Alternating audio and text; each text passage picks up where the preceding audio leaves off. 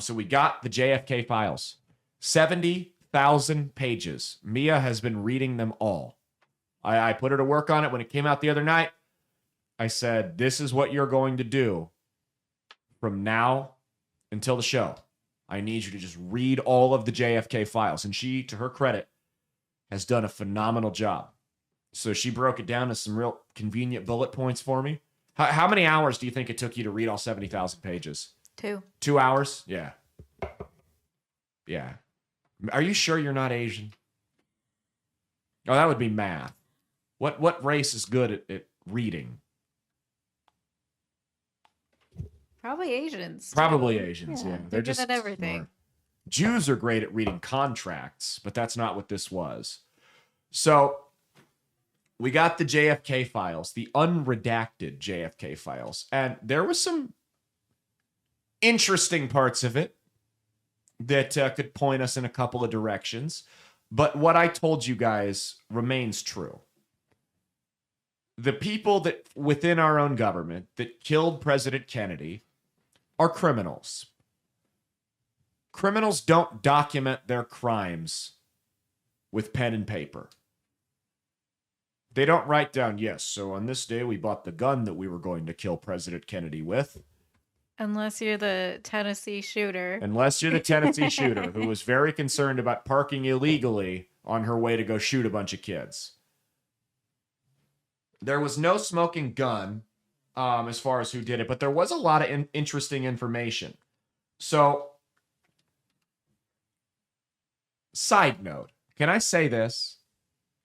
Since Kash Patel took over the FBI and they've really weeded out a lot of the deep state actors and you know, corruption, and you kind of seeing the same with a lot of the other intelligence agencies under Tulsi Gabbard. Mia, do you know what we haven't seen since they ran all the rats out of the intelligence agencies in the last couple months? We haven't seen any lone wolf mass shooters. I mean, there's gangs and terrorists, but we haven't seen that guy that just couldn't get laid, so he walked into a mall with an AR and started blasting people. That stopped. In fact, that stopped after the election in November. Just kind of weird. Something to keep your eye on. See how many of those we get over the next couple of years as the MK Ultra programs are defunded behind the scenes. What'd you look at me like that for?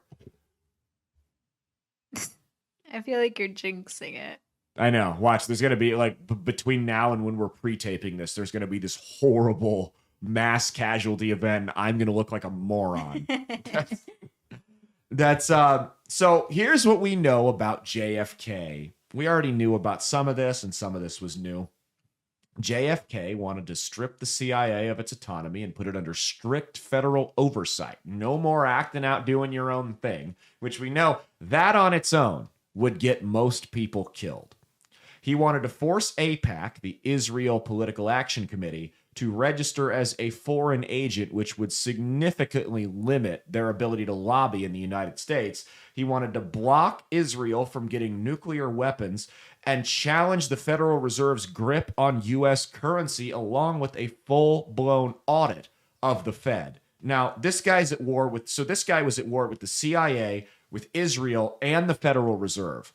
Being at war with one of those groups is enough to get you whacked. Being at war with all three of those groups, bye-bye, sweetheart. I hope you got your affairs in order. You know? So, and listen, guys, how much more are we going to find out about Israel here? Until some of you, because I know my audience is probably a little bit different. I'm not saying that I'm not one of those, the Jews are behind everything and, fuck Israel, blah, blah, blah. I'm not one of those people. I'm really not. You guys know that. But I am very skeptical of Israel. Not Jews, the nation of Israel and the people that pull the strings in that specific country. I am skeptical of them. We've got the USS Liberty where they attacked one of our ships to cover up war crimes they were committing. Now they may or may not have had something to do with killing one of our presidents. And to be honest, they probably had some type of role in the Epstein thing where they were compromising our politicians and leaders so that they could get favorable bills passed here. Now, there were people putting up The same people who in the intelligence community who were raising red flags about the Epstein files being a national security threat were saying that the JFK files would be a national security threat. How on earth would it be a national security threat if everyone involved is dead? There's only one destination that the roads point back to if both the Epstein and JFK files are a national security threat, and that is Israel. And that's going to require a lot of you folks on my side over here on the right to do some serious soul searching about our so-called greatest ally. Does no one ask any questions about why a foreign country is allowed to come over here and lobby? No one has any questions about that? I don't know. I do. I think it's a little odd. Well, sussy to me, if you ask me. But that's the thing, is it wouldn't be like people who are worried, it's going to delegitimize the CIA. No. The CIA has done a great job at delegitimizing itself. They don't need any help. Okay? These 60-some-year-old documents aren't going to tell us anything we didn't know. We already kind of knew that they had some type of role in it. This would be just more so confirming it. Right? This isn't a big deal. This is like, I don't know. There's rumblings when Tom Brady was going to leave the Patriots. There were rumblings for the whole offseason. Hey, this is Brady's last year. This is Brady's last year. This is Brady's last year. Then he officially signed a contract with the Tampa Bay Buccaneers, and it was like, yeah, this sucks, but we knew this was coming. All signs were pointing to Lauderdale here. Another emo reference. We're going to start doing the emo music reference of the show. All signs point to Lauderdale, a day to remember. But what this gives us the opportunity to do is say, okay, we've been transparent and we can move on now. Like I said, everyone's dead. No one's going to jail. This was 60 years ago.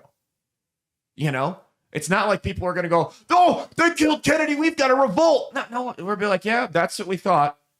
Let's put some safeguards into place that make sure this never happens again and move on from it and learn from it. There's not going to be a big revolution or anything like that.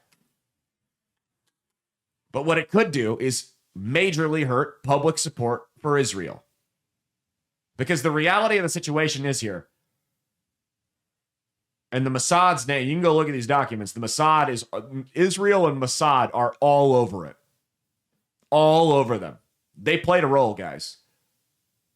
The reality is, whether you like Kennedy or not, if any foreign country played a role in the assassination of a sitting U.S. president, we would blow that country off the face of the planet. Why is the exception being made for Israel? And that's the thing. 25% of you that are listening to this right now are pissed at me for even bringing this up. And you're going to turn a blind eye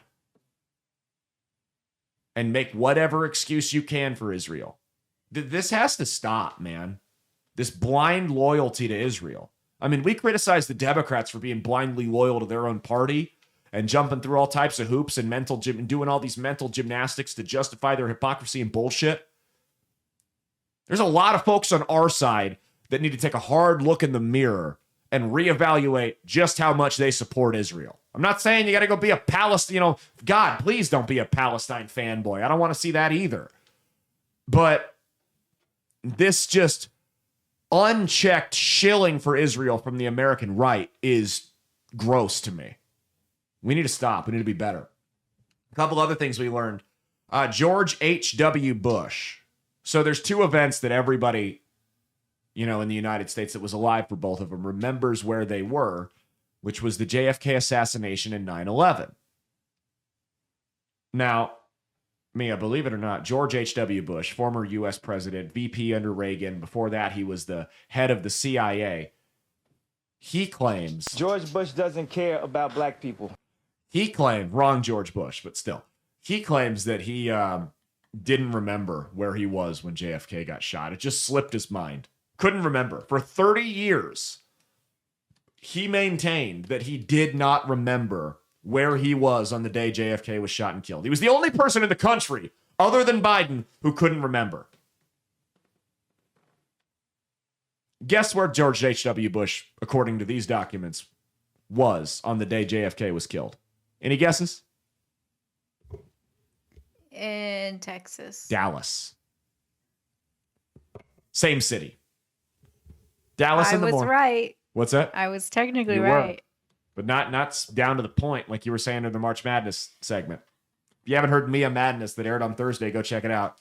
She made all her picks. She's got it. I think Alabama State lost to Auburn, though. I'm sorry. But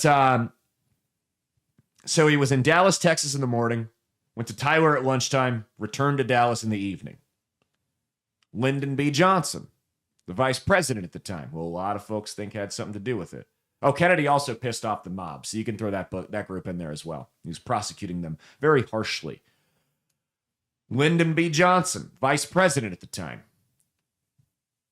specifically requested to his staff that his finest suit be sent to Texas along with the family Bible that he was sworn in on after JFK was killed.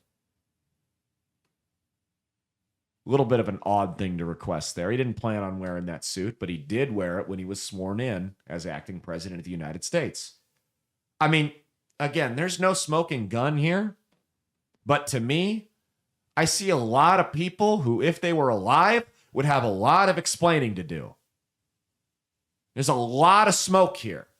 You can't take any one of these things on their own and say this is proof that it was an inside job, but all of them together, there's enough questions there. There's certainly enough motive there, and he certainly had pissed off enough dangerous people that it was only going to take one of them to try to shut him up. You also had another interesting thing that I learned. Russia, the USSR, warned us that this was coming. Russia, of all countries. Our dog is scratching his face on the carpet right now. Apollo, stop. We're trying to train him to sit in on the studio. He's a new honorary co-host.